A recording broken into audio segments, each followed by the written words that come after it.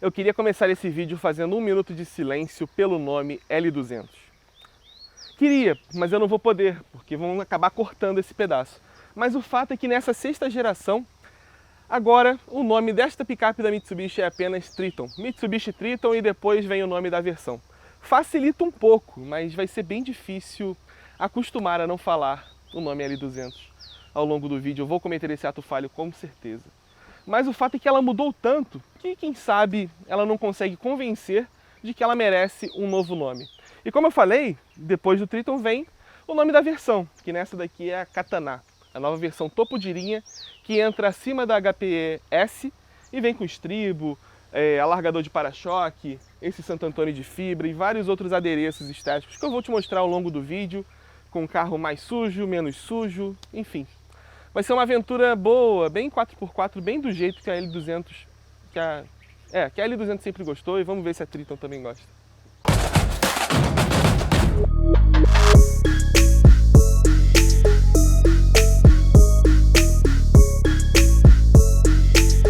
A L200 nunca esteve tão grande e há muito tempo ela não era tão quadrada. Mas antes de eu continuar apresentando esse carro, não deixe de se inscrever aqui no canal da 4 Rodas, clicar no sininho para receber notificações de novos vídeos e apontando seu celular para esse QR Code aqui do lado, você pode assinar todo o nosso conteúdo, acessar todas as edições e receber a revista na sua casa.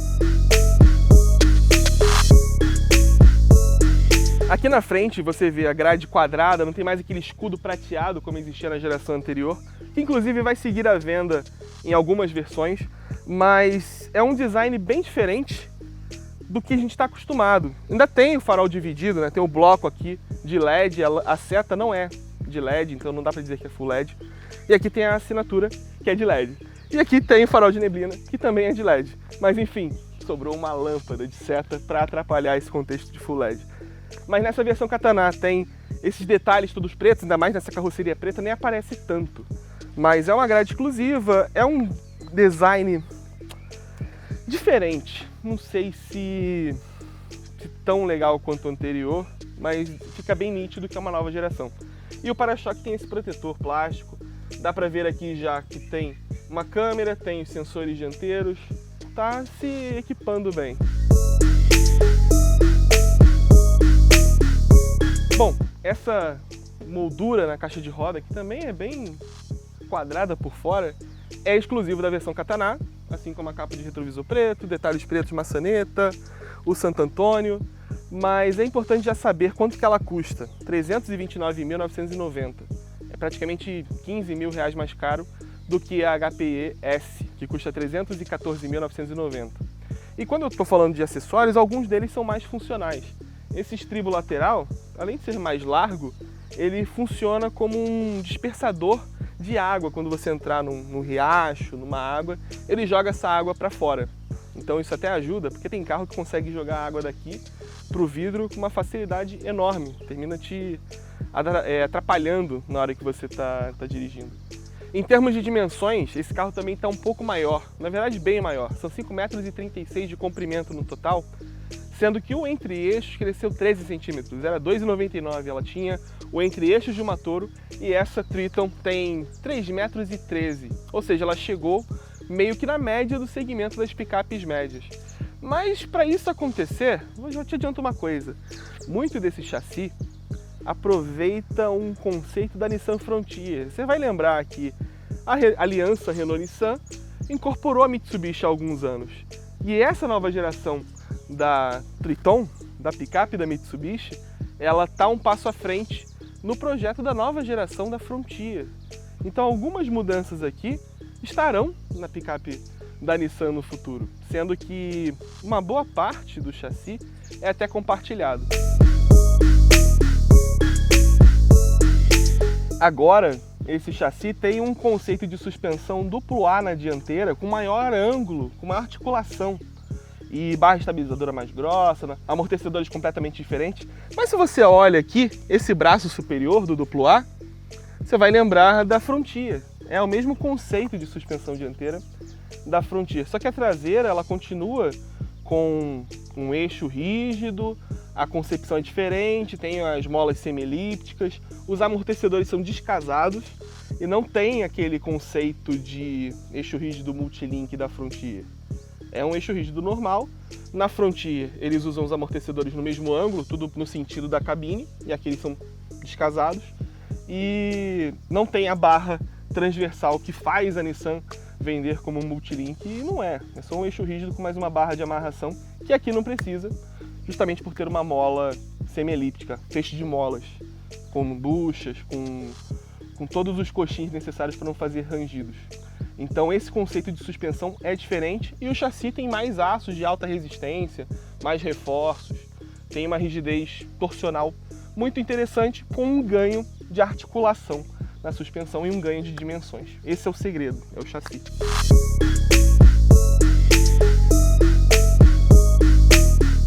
Aqui a traseira também tem esse estilo meio quadradão, e é legal mostrar que a lanterna cresceu um tantão, né?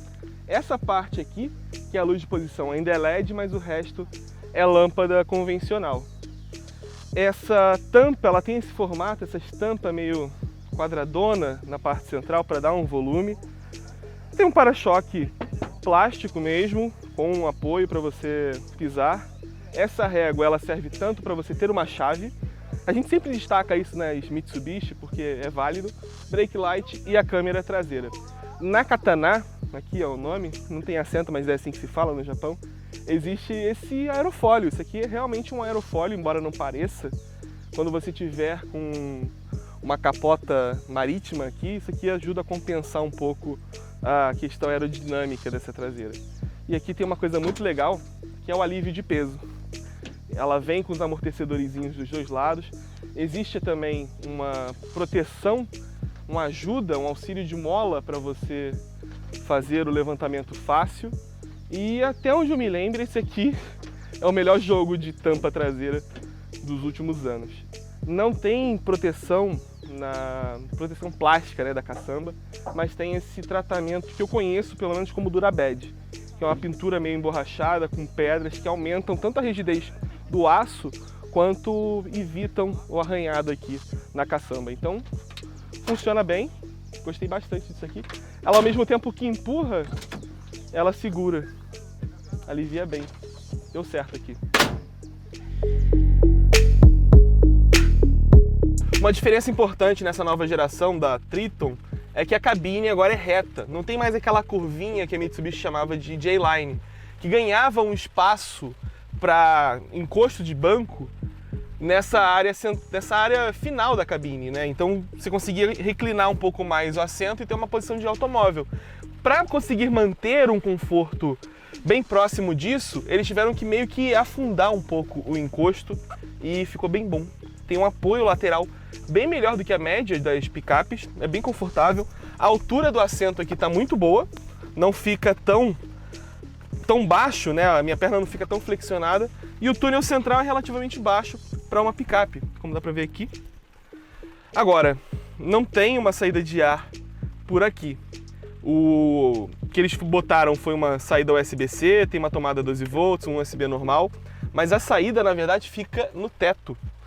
Eles mantiveram aquela solução de ter um blower, né, um soprador, um ventilador aqui para trás, para trazer o ar fresco lá da frente. Eu já deixei aqui na velocidade máxima possível e pelo menos é bem mais silencioso do que o sistema do Citroën C3 Aircross. Você tem esse ajuste aqui das aletas, bem discreto aqui, não fica um volume tão grande aqui no teto. E para os dois lados você tem um soprinho de ar fresco das saídas dianteiras. Em termos de acabamento, aqui para o banco atrás do motorista não tem um bolso maior que esse aqui. Mas nesse do carona você consegue colocar um celular ou qualquer outro objeto menor. Aqui na parte superior tem uma preparação para ganchinho de roupa. E acabamento da porta, a porta ainda tem pino de trava, coisa meio retrô, né? E a porta é toda de plástico, ela tem uma textura de fibra de carbono na área do botão do vidro elétrico, uma coisa que certamente é meio que emprestada do lado Nissan, da aliança, né, do grupo, e tem acabamento macio apenas na área do cotovelo. Mas o espaço é bom, o ganho de entre-eixos proporciona um bom ganho de espaço aqui atrás. E o conforto nesse banco aqui é bem acima da média.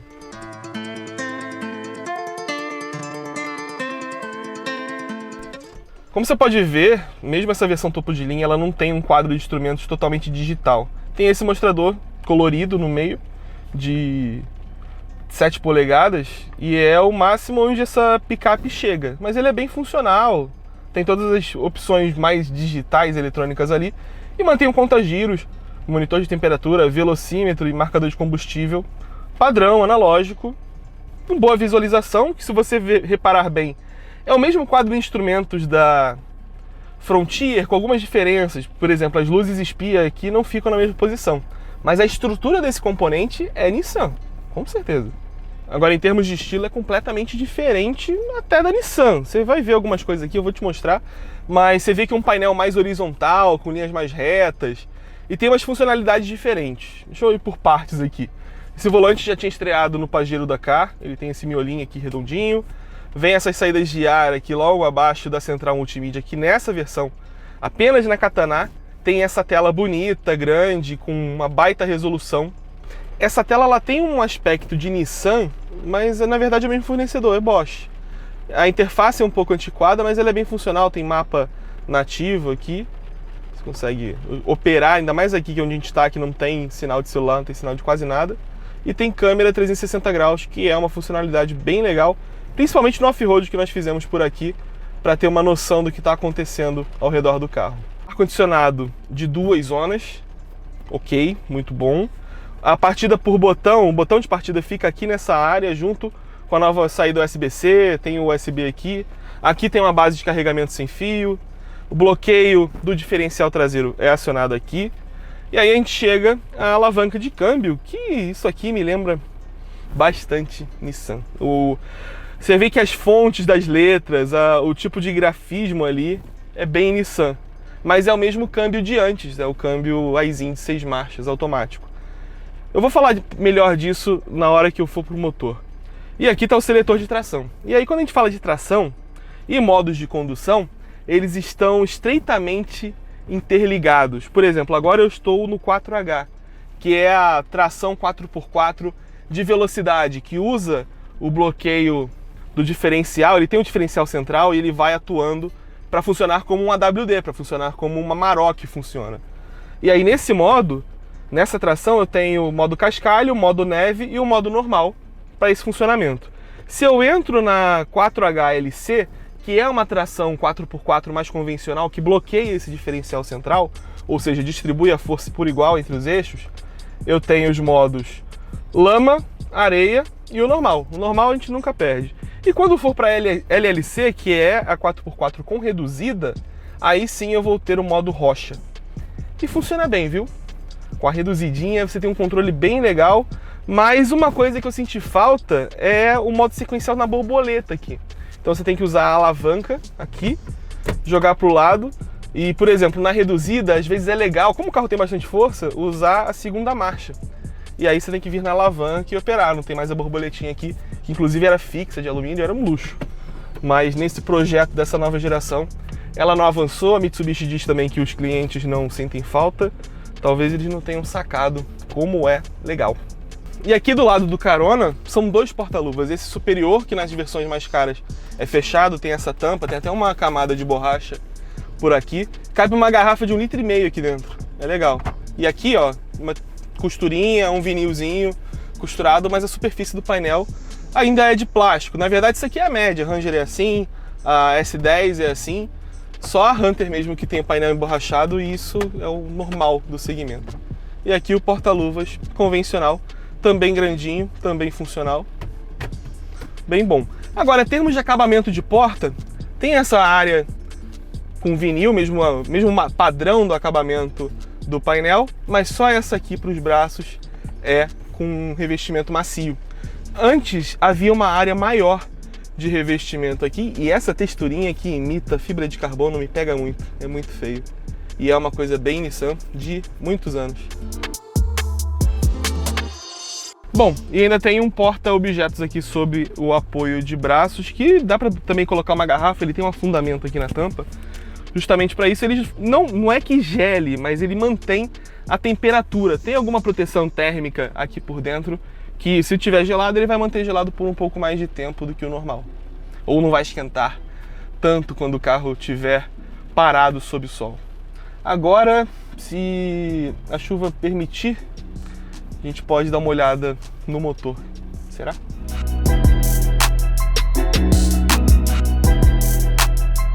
Bom, essa é uma condição atípica, porque a gente está no meio de um temporal na Serra da Canastra, que foi onde a gente conseguiu testar esse carro, conseguiu usar seus modos de condução e de tração do jeito que deveria ser.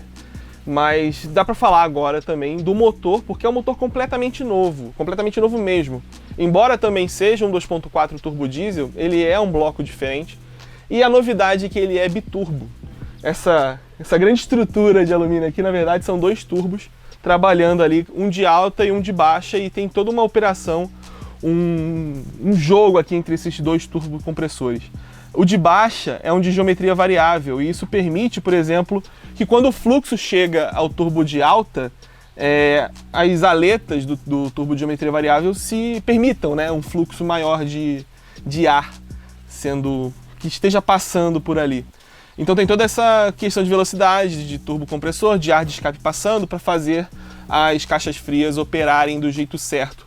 E todo um jogo eletrônico, tem uma complexidade nisso, mas foi assim que esse motor conseguiu chegar aos 205 cavalos. É a potência de muito motor 2.8 turbo diesel nesse segmento, né? E ele saiu, o motor antigo, né, o bloco antigo, ele tinha 190 cavalos e 43,9 kgfm. Aqui são 47,9 kg de torque a partir de 1.500 RPM. É um grande ganho, agora usa Arla, e o motor anterior vai continuar na geração anterior da L200, que essa daqui é só Triton, né? Sempre me esqueço disso, mas vai continuar no modelo antigo, e essa aqui vai ficar só com esse motor novo, bem diferente. Eu preciso estudar um pouco, talvez isso já esteja no texto de impressões desse carro, mas ele pode ser uma evolução do motor da Frontier, mas a resposta dele é muito melhor mesmo. Hora de fazer um test drive, dar uma voltinha com esse carro aqui, na chuva, com lama, vai ser legal.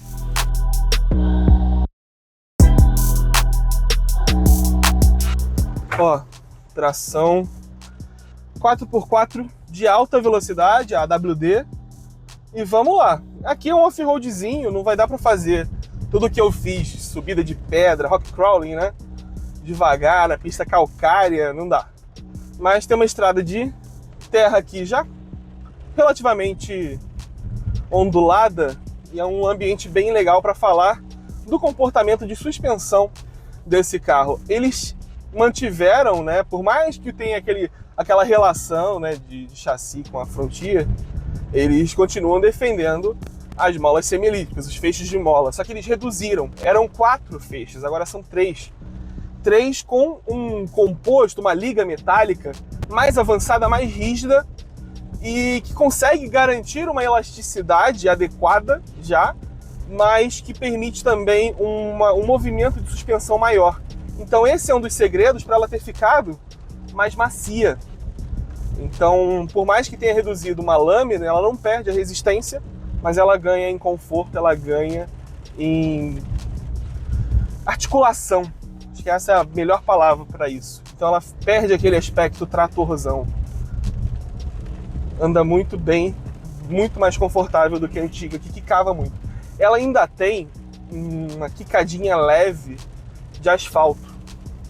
Uma quicadinha meio de reverberação ali pelo chassi, mas que fica um pouco melhor na Katana, não sei pelo pneu que utiliza, do que nas HPS, que foi o carro que nós utilizamos para a foto da revista. Mas ó, um comportamento bem bom, e a resposta desse motor é sensacional.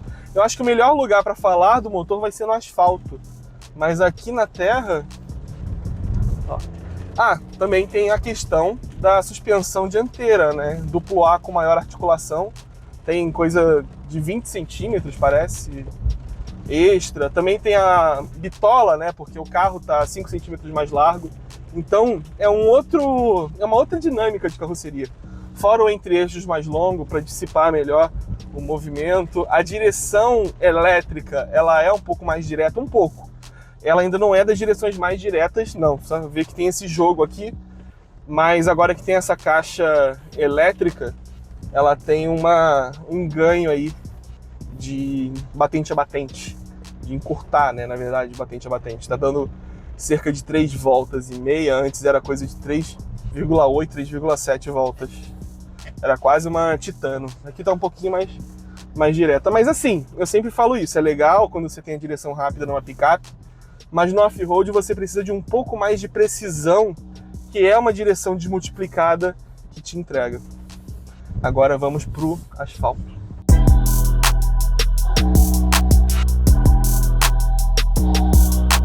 Tem uma coisa que eu preciso mostrar, mas eu vou ter que fazer isso no acostamento aqui da rodovia primeiro. Vamos lá. Olha só. Parei o carro. O motor desligou. Tem start-stop, mas aí a hora que eu vou tirar o pé do acelerador para ganhar velocidade, demora. Tração traseira, né? Controle de tração atuou. Deu uma escavadinha ali. Mas isso é uma coisa que é um pouquinho chata no ambiente urbano. Aqui, a passagem pelas cidades aqui para chegar na rodovia foi bem rápida. E não havia muito semáforo.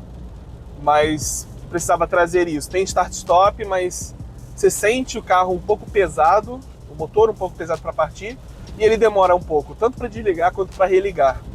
E com essa chuvinha, vamos seguindo no asfalto. Ó, era isso que eu queria mostrar. A resposta do motor é muito legal.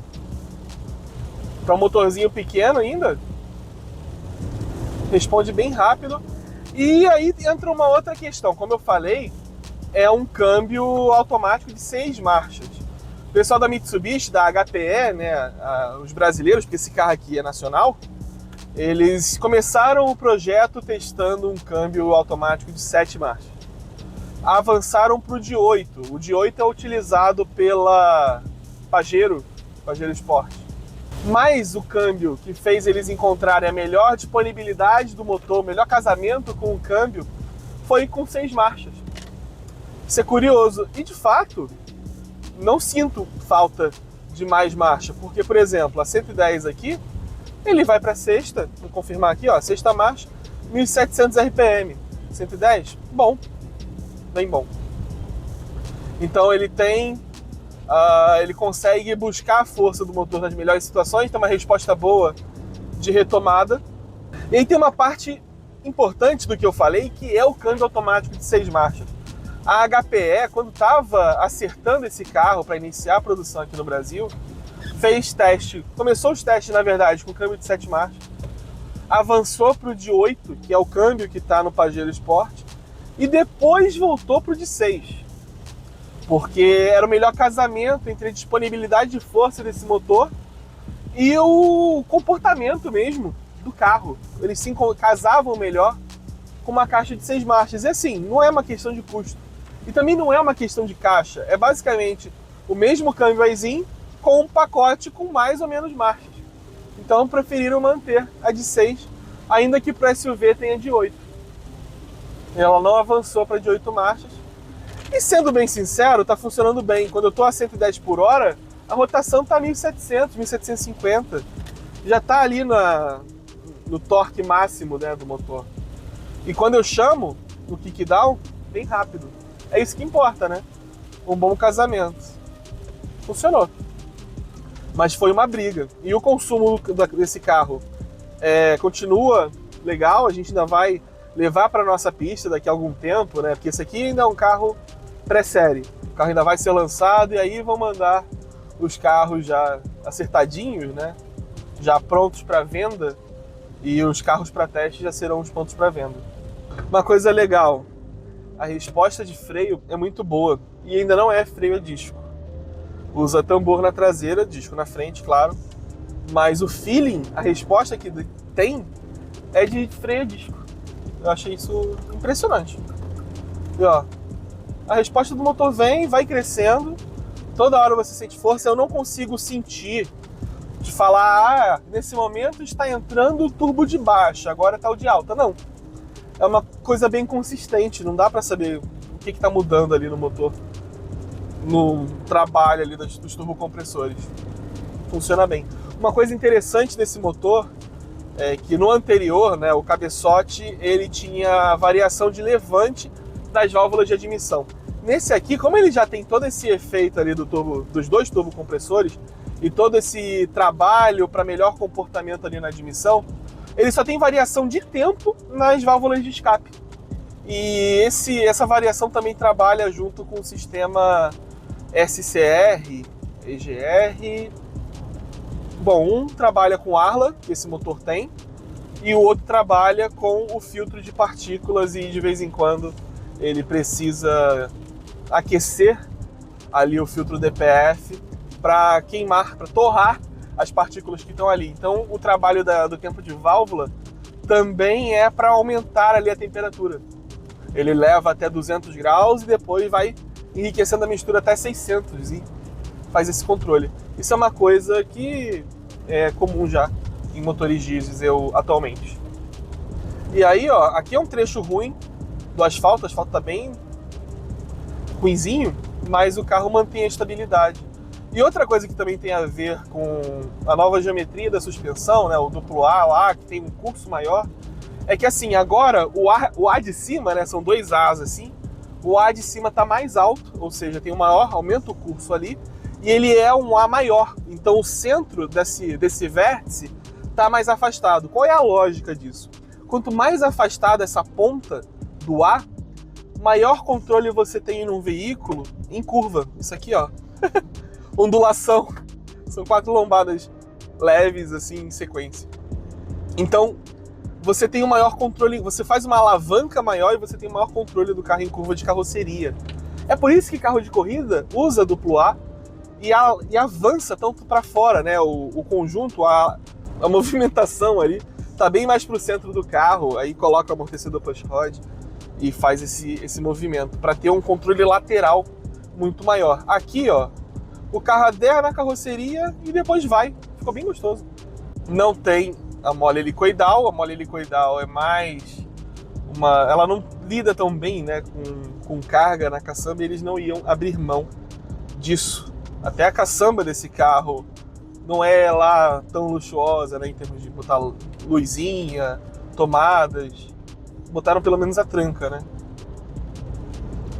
Mas alguns princípios, né, esse carro segue. Alguns princípios de uso, que são valorizados pelos consumidores, eles mantiveram.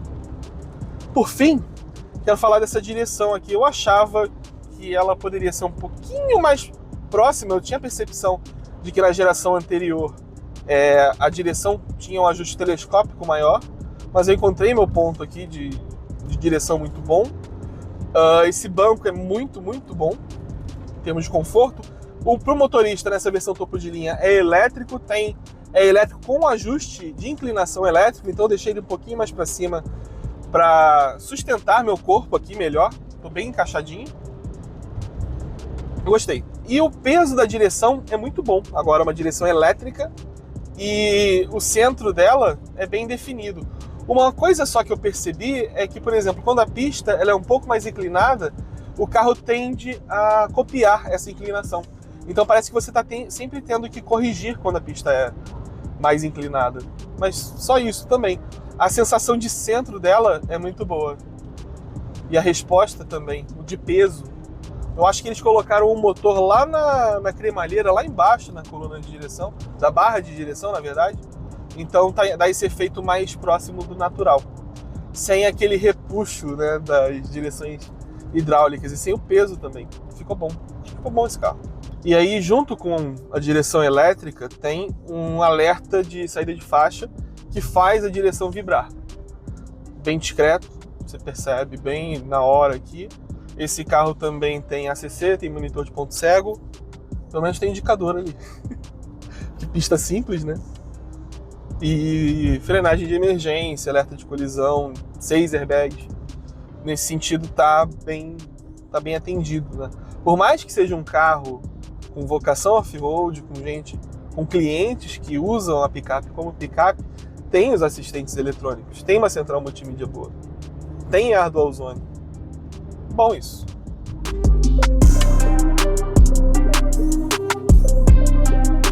Do ponto de vista técnico, essa nova geração da Triton tem uma evolução absurda. A direção está mais precisa, a suspensão está muito mais confortável, ela absorve muito mais o impacto das coisas, ela lida muito melhor com qualquer obstáculo pelo qual você passa. Freio está muito bom, os assistentes eletrônicos melhoraram bastante, principalmente para manter a trajetória em velocidade. Ela consegue trafegar muito bem entre um bom asfalto e uma péssima estrada de terra. Enfim, é uma picape média de nova geração, ela avança a casinha das gerações como a Ford Ranger já tinha feito e faz isso muito bem, principalmente também em termos de motor. Esse motor é muito melhor do que o anterior. Mas é isso, essa é a nova Mitsubishi L200, Mitsubishi Triton. E tirando o visual com o qual nós teremos que nos acostumar, ela é uma baita evolução. E como você sabe, aqui na Quatro Rodas se faz jornalismo na rua ou na chuva e na fazenda. Até a próxima!